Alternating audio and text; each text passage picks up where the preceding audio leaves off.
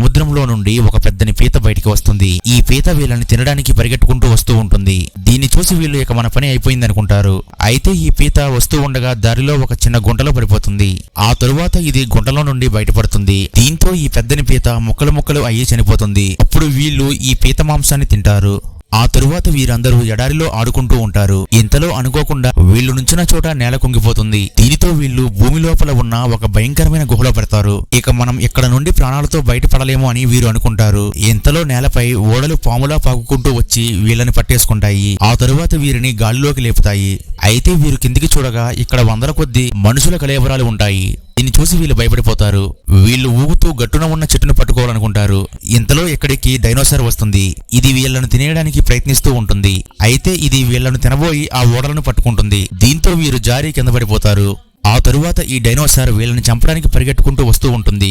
అప్పుడు ఈ కుర్రాడు దాని ముందు నిలబడి ఫోటో దిగుతూ ఉంటాడు. ఇక వీళ్ళు అక్కడ నుండి తప్పించుకుని అక్కడే ఉన్న చిన్న బ్రిడ్జ్ దాటి అవతల పక్కకు వెళతారు. కానీ ఈ డైనోసార్ ఆ చిన్న బ్రిడ్జ్ దాటలేక అక్కడే ఉండిపోతుంది.